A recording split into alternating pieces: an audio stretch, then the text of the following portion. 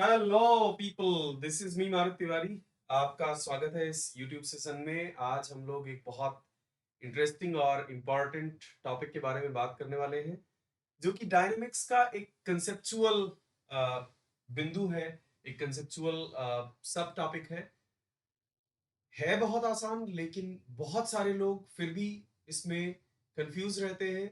कई बार इसके क्वेश्चंस में गलतियां करते हैं ज्यादा से ज्यादा स्टूडेंट्स, और उस टॉपिक का नाम है सेंट्रीपिटल एक्सेलरेशन। आगे आने वाले आधे घंटे अगर आप इस वीडियो को ठीक से देखने वाले हो, अटेंटिव होकर देखने वाले हो, तो सेंट्रीपिटल एक्सेलरेशन से जुड़ा कोई भी प्रॉब्लम कभी आपके लिए प्रॉब्लम नहीं बन सकता। That's an assurance.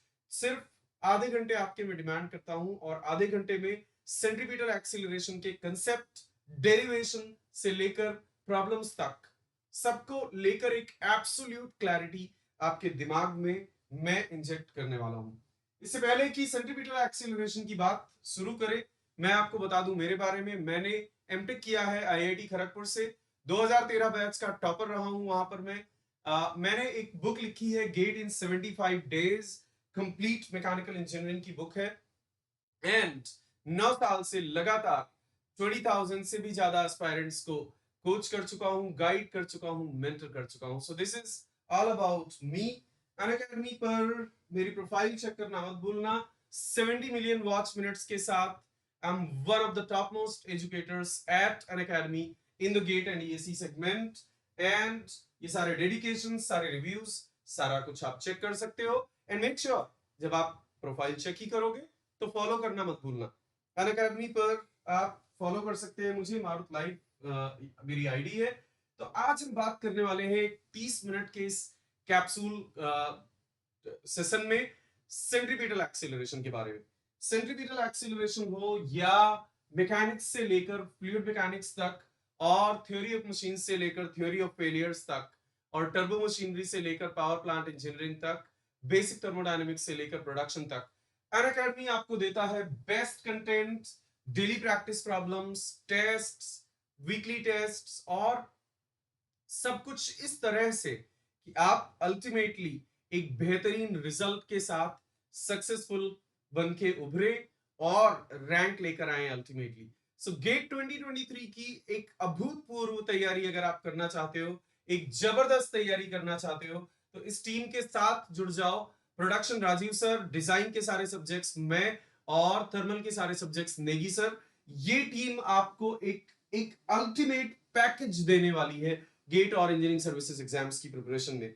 तो दोस्त, अनअकैडमी प्लस या अनअकैडमी आइकॉनिक सब्सक्राइब करो, और आज ही सब्सक्राइब करना जरूरी है। आज ही सब्सक्राइब करना क्यों जरूरी है? क्योंकि आइकॉनिक हो या फिर प्लस हो, 1 अप्रैल से 10% प्राइस इंक्रीज होने वाला है। So there is going to be a 10% price rise. Guys, आज अगर आप सब्सक्राइब करते हो आज या कल, तो आपको एक जबरदस्त डिस्काउंट मिल रहा है 10% रेफरल कोड पर, प्लस 10% जो इंक्रीज हो जाएगा वो अभी आपको नहीं देना पड़ रहा है। ये टोटल 1 ईयर सब्सक्रिप्शन आपको अवेलेबल है 26,285 में।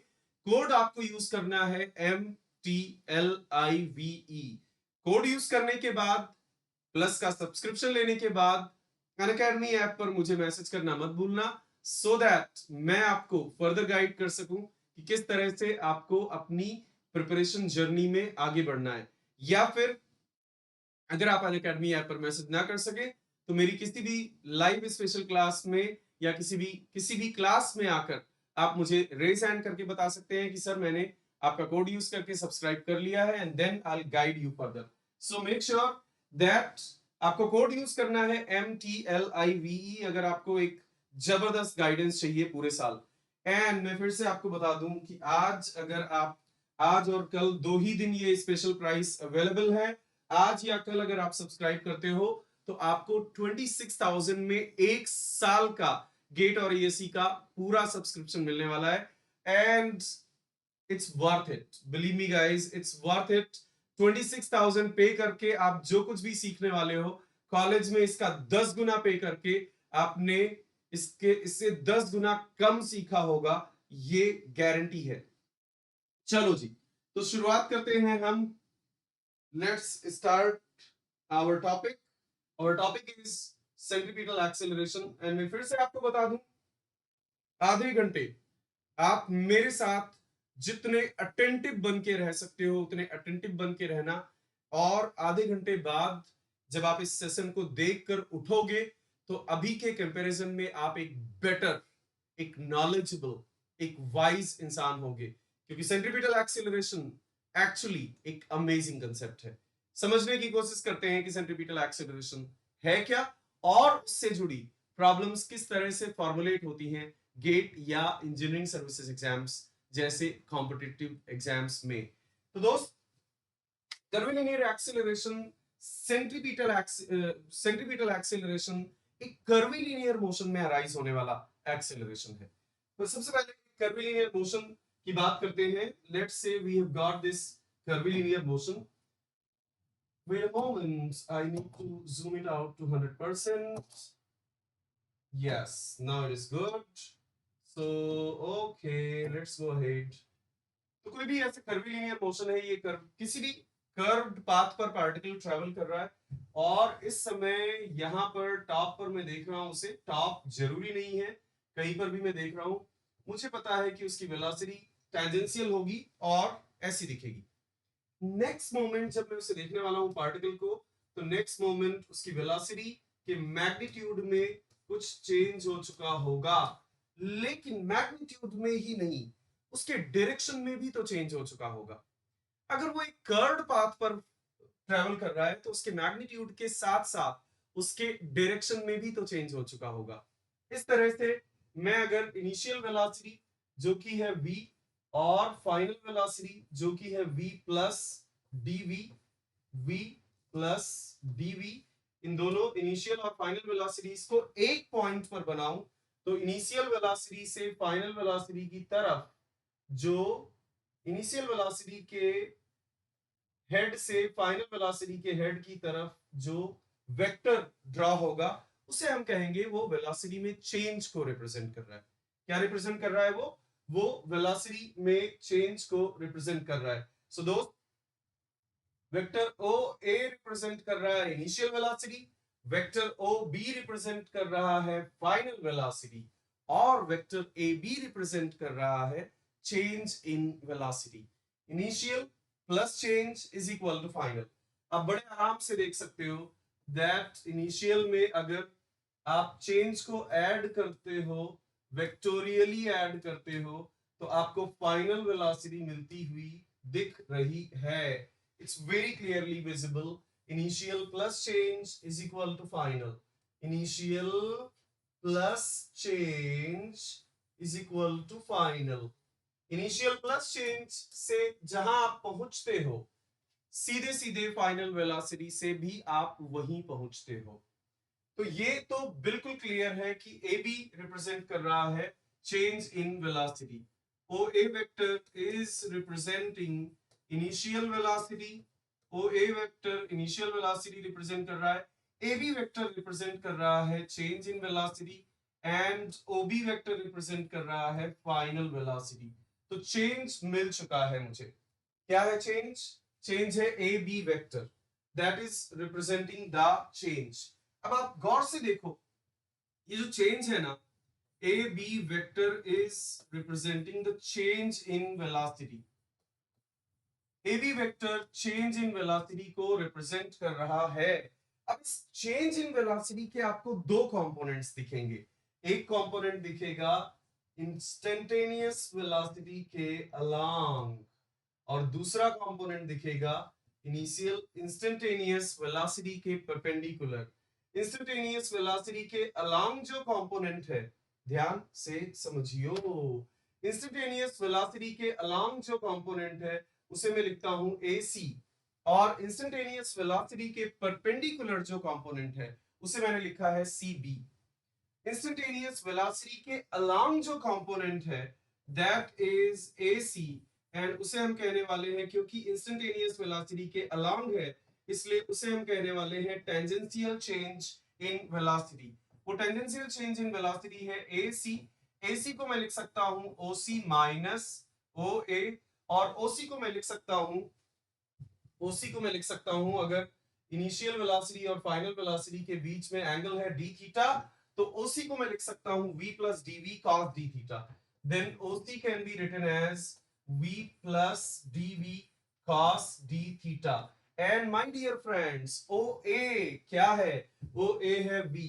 अब अगर डी थीटा बहुत छोटा है, क्योंकि अगर v और v प्लस डीवी बिल्कुल बाजू बाजू वाली आधे घंटे का प्रॉमिस है, और आपको एक एब्सोल्यूट क्लैरिटी होगी सेंट्रीपिटल एक्सेलरेशन के कंसेप्ट में, और एग्जाम्पल भी करके मैं देने वाला हूं, ऐसे एग्जाम्पल्स जिनसे आपको कंसेप्ट को और क्लैरिफाई करने में और क्लैरिटी लाने में आपको मदद मिलने वाली है। सो अटेंशन बनाए रखना, ध्यान से समझियो, बहुत ध्यान से समझियो।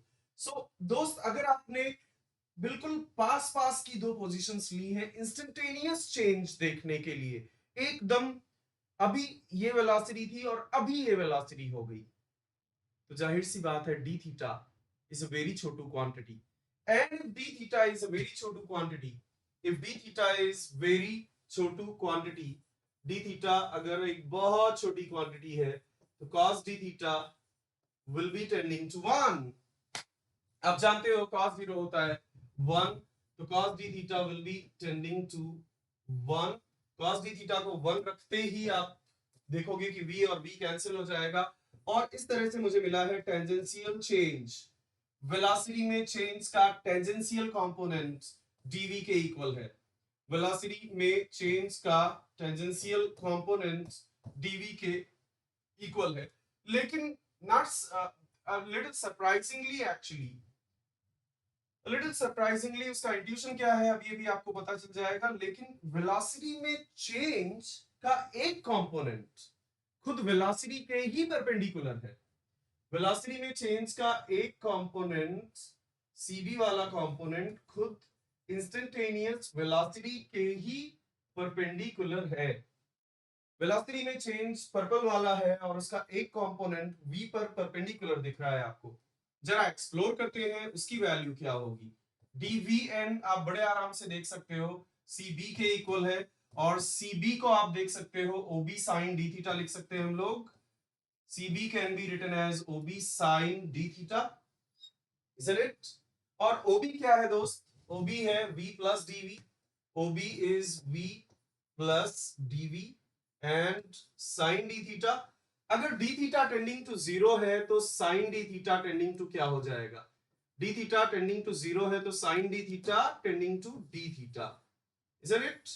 अब इतना तो आप जानते होंगे कि थीटा की बहुत छोटी वैल्यूज पर sin थीटा को हम थीटा लिख सकते हैं। तो sin d थीटा को मैं रिप्लेस कर दूंगा d थीटा से, and then I am going to get v d theta एक टर्म, और दूसरा टर्म मुझे मिलने वाला है dv multiplied by d theta. अब क्योंकि dv और d थीटा दोनों, dv और d थीटा दोनों का प्रोडक्ट एक सेकंड ऑर्डर डिफरेंशियल क्वांटिटी है, उसको हम फर्स्ट ऑर्डर डिफरेंशियल क्वांटिटी के कंपैरिजन में नेग्लेक्ट कर सकते हैं। That can be neglected. इस तरह से मुझे वेलोसिटी के परपेंडिकुलर डायरेक्शन में वेलोसिटी के चेंज का एक कंपोनेंट मिल गया। तो पहली बात तो वेलोसिटी में चेंज हो रहा है, दूसरी बात वेलोसिटी में चेंज के दो कंपोनेंट हैं, एक वेलोसिटी के खुद के अलोंग है और एक वेलोसिटी के ही परपेंडिकुलर है।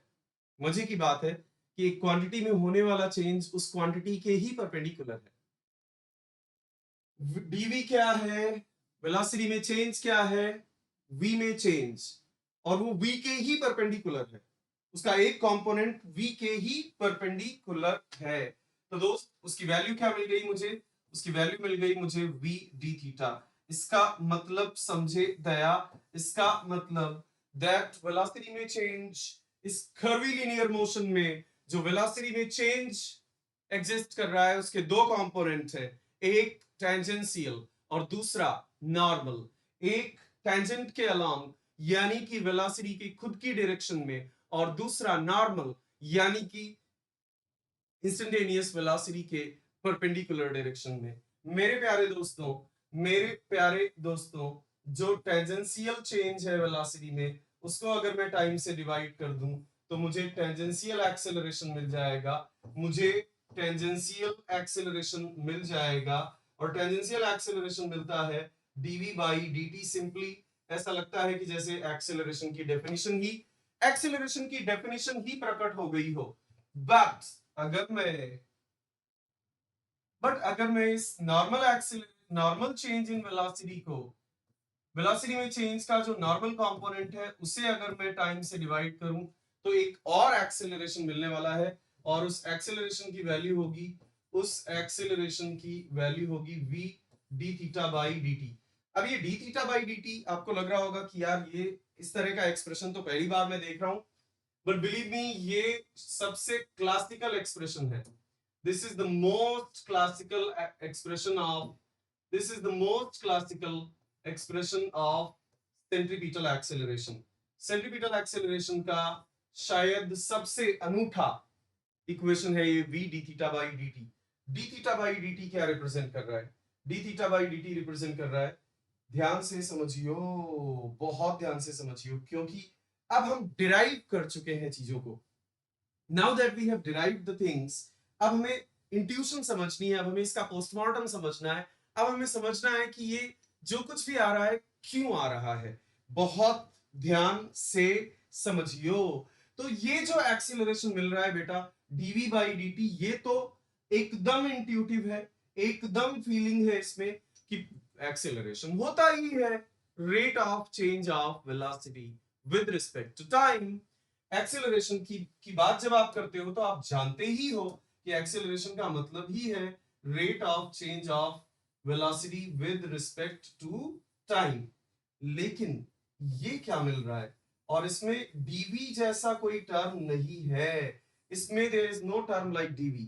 समझने की कोशिश करते हैं कि ये दूसरा एक्सेलरेशन जो है जिसे हम सेंट्रीपिटल एक्सेलरेशन कहते हैं, इसकी इंट्यूशन क्या है, ये क्यों अराइज हो रहा है। और इसको समझने के लिए थोड़ी देर के लिए मान लेते हैं कि वेलोसिटी के मैग्नीट्यूड में कोई चेंज ही नहीं है। Let us assume that there is no change in the magnitude of velocity. For the purpose of understanding, let magnitude of velocity is not changing at all. Magnitude of velocity is not changing at all. समझने के लिए centripetal acceleration की सही intuition को समझने के लिए मैंने मान लिया कि वेलोसिटी का मैग्नीट्यूड चेंज नहीं हो रहा है। हालांकि पार्टिकल एक कर्व्ड पाथ पे ही ट्रेवल कर रहा है, particle is travelling on a curved path, लेकिन वेलोसिटी का मैग्नीट्यूड चेंज नहीं हो रहा है। पहले भी v था, अभी भी v है, पहले भी v था, अभी भी v है। ऑलराइट, तो आप नोटिस करोगे फटाफट कि अगर मैग्नीट्यूड चेंज नहीं हो रहा है तो टेंजेंशियल एक्सेलरेशन जीरो हो जाएगा, tangential acceleration will become zero. लेकिन नॉर्मल एक्सेलरेशन या सेंट्रीपिटल एक्सेलरेशन जीरो नहीं होगा। क्यों जीरो नहीं होगा? क्योंकि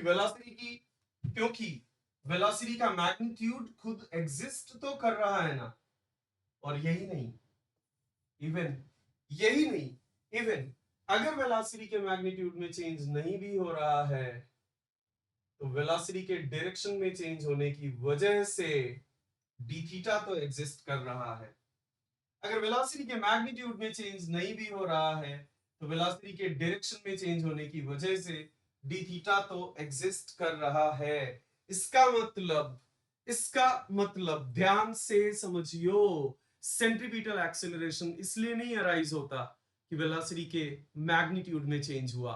सेंट्रीपिटल एक्सेलरेशन इसलिए अराइज होता है क्योंकि देखो ना, आपने जब वेलोसिटी का मैग्नीट्यूड कांस्टेंट मान लिया तो भी सेंट्रीपिटल एक्सेलरेशन है।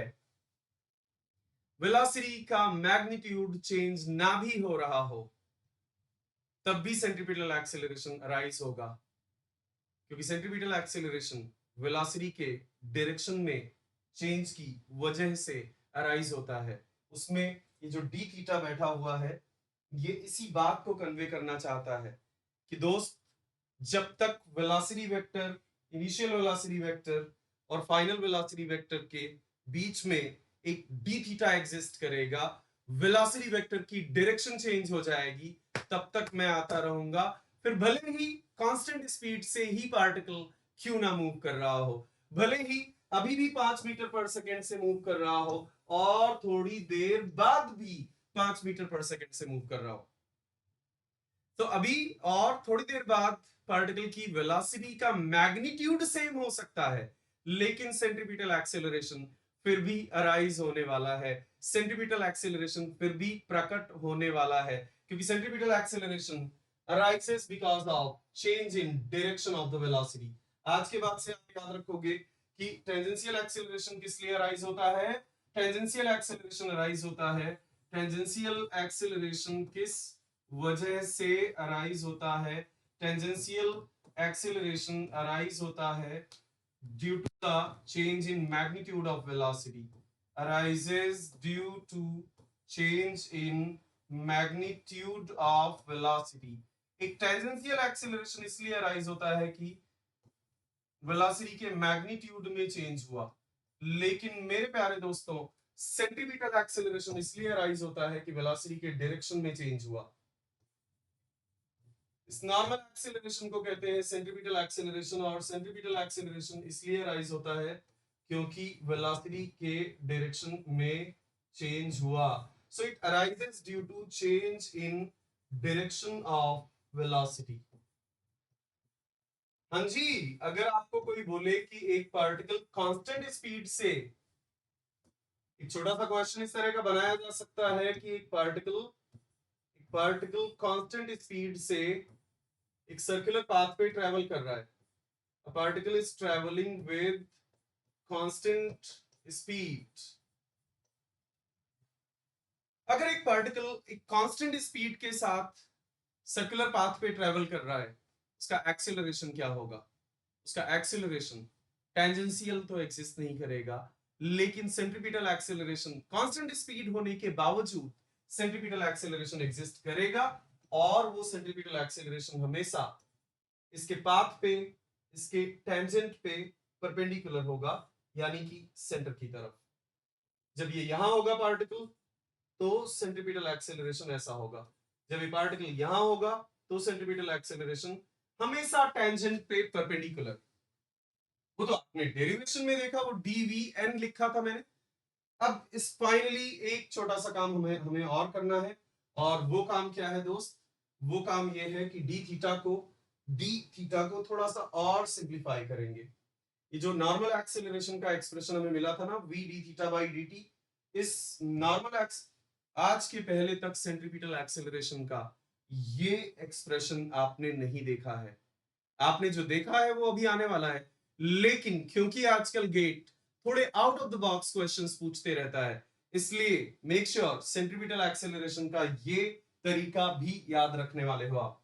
डी थीटा बाई डी क्या है उसको समझने की कोशिश करते हैं। अगर v और v प्लस dv के बीच में एंगल है डी थीटा, टेंजेंट से टेंजेंट का, तो रेडियस से रेडियस का एंगल भी होने वाला है, रेडियस से रेडियस का एंगल भी हो जाएगा d theta. And d theta को फिर मैं लिख सकूंगा, then I will be able to write d theta is equal to ds by r. D theta को मैं लिख सकता हूं पार्टिकल का displacement divided by are. So let us replace it here. Particle के डिस्प्लेसमेंट को मैं लिख सकता हूं ds डिवाइडेड बाई आर, और एक t यहां, एक dt यहां पर पहले से मौजूद है। ds बाई dt क्या है। ds बाई dt क्या है। ds बाई dt है वेलोसिटी, ds बाई dt है स्पीड, ds बाई dt है वेलोसिटी का instantaneous magnitude. So ds by dt को अगर मैं v लिख दूं, एक v पहले से अवेलेबल है, तो आपको वो इक्वेशन मिलेगी जो आपको बचपन से आपके दिमाग में इंजेक्ट की गई है, बचपन से आपके दिमाग में घुसाई गई है। Centripetal acceleration is equal to v square by are.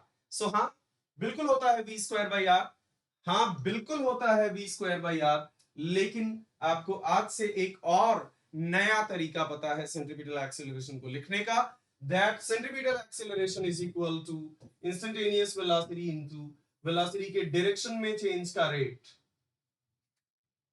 आज से आपको सेंट्रीपिटल एक्सेलरेशन का एक नया तरीका मिल चुका है, इंस्टेंटेनियस वेलोसिटी का मैग्नीट्यूड मल्टीप्लाइड बाय वेलोसिटी के डायरेक्शन में rate of change.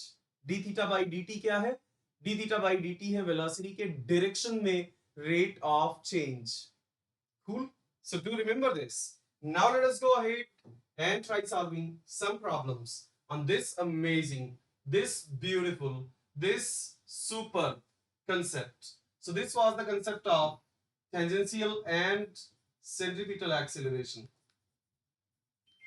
This was the concept of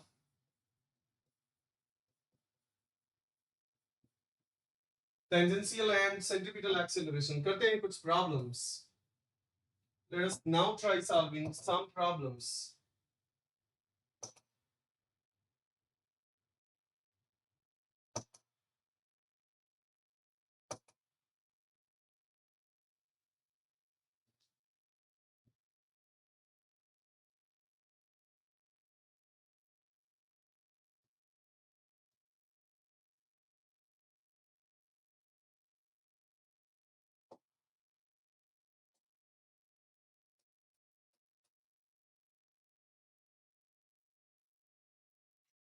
एक क्वार्टर सर्कुलर स्लोप है, एक क्वार्टर सर्कुलर स्लोप है, और इस क्वार्टर सर्कुलर स्लोप के टॉप मोस्ट पॉइंट से एक छोटे से ब्लॉक को रिलीज कर दिया गया जीरो वेलोसिटी के साथ, जीरो इनिशियल वेलोसिटी के साथ इस ब्लॉक को क्या कर दिया गया, इस ब्लॉक को रिलीज कर दिया गया.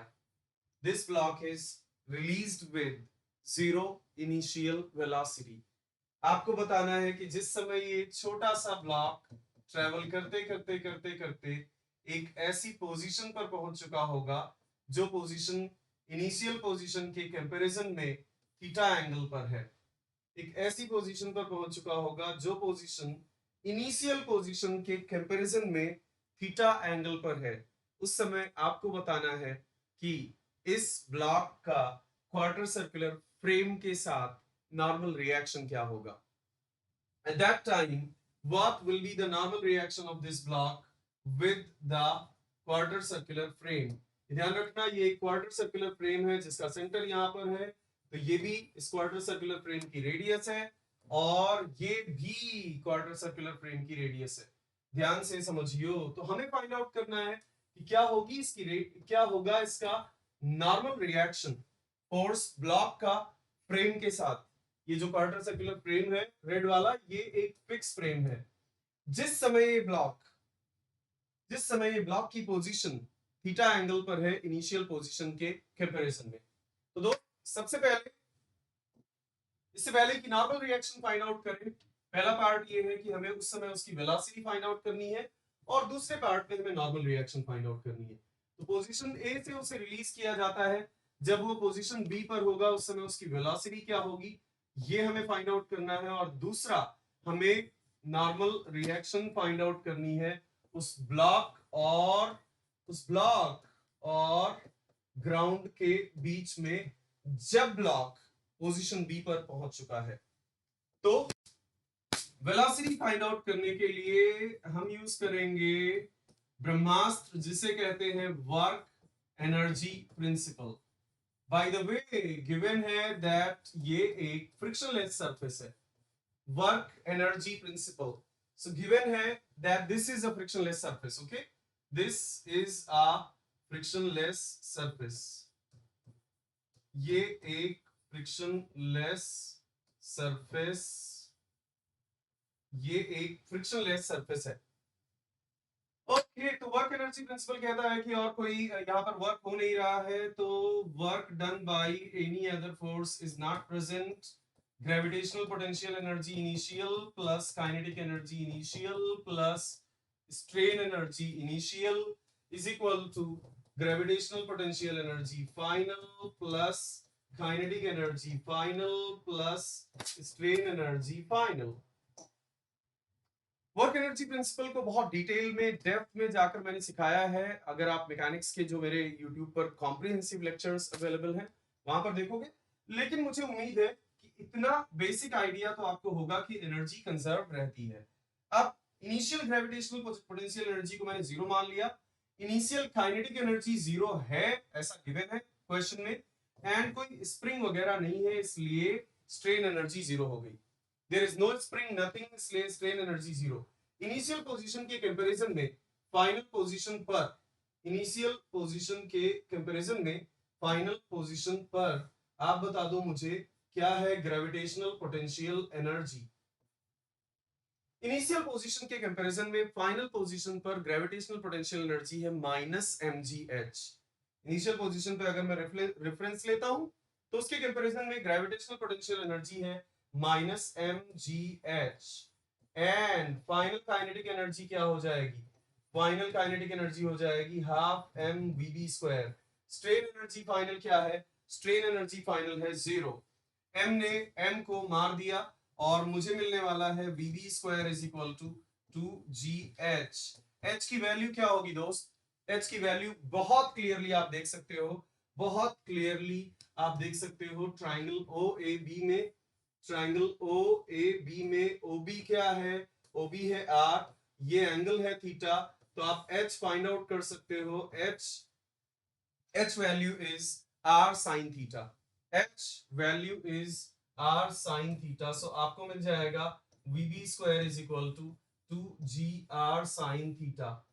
vb² आपको मिल चुका है, और एक बार vb² मिल चुका है तो आप डेफिनेटली सेकंड पार्ट पर आ सकते हो। Second part by the way vb हो जाएगा √2gr sin थीटा। तो पहला पार्ट सॉल्व हो चुका है, दैट अब मुझे पता है कि उस ब्लॉक की वेलोसिटी क्या है जब वो पोजीशन बी पर पहुंचता है। And now I want to find out what I want to find out I want to find out what? I want to find out normal reaction. तो आते हैं, पहला पार्ट हो चुका है सॉल्व। दूसरे पार्ट पर आते हैं। दूसरा पार्ट क्या है दोस्त? दूसरा पार्ट है दैट नॉर्मल रिएक्शन क्या होगी। नॉर्मल रिएक्शन के लिए I am going to draw the free body diagram. For the normal reaction I am going to draw the free body diagram. And अगर मैं वहां पर फ्री बॉडी डायग्राम ड्रॉ करूं इसका, तो एक तो नॉर्मल रिएक्शन एक्ट करेगा जिसका एंगल है हॉरिजॉन्टल से थीटा, और दूसरा एक वेट एक्ट करेगा जिसकी वैल्यू है mg, and then there is going to be a weight जिसकी वैल्यू है mg, एंड ऑफ कोर्स ये एंगल थीटा आपको गिवन है, तो नॉर्मल रिएक्शन का हॉरिजॉन्टल से एंगल है थीटा। तो अगर नॉर्मल रिएक्शन का हॉरिजॉन्टल से एंगल है थीटा, तो mg से एंगल कितना हो जाएगा? mg से एंगल हो जाएगा 90 माइनस थीटा। अब दोस्त ये कर्ड पाथ पे ट्रेवल कर रहा है, तो कर्ड पाथ पे ट्रेवल कर रहा है तो इसके पास एक सेंट्रीपिटल एक्सीलरेशन है। एक कर्ड पाथ पे ट्रेवल करते हुए पार्टिकल के पास एक सेंट्रीपिटल एक्सीलरेशन होना जरूरी है, और वो सेंट्रीपिटल एक्सीलरेशन है vb² डिवाइडेड बाई r।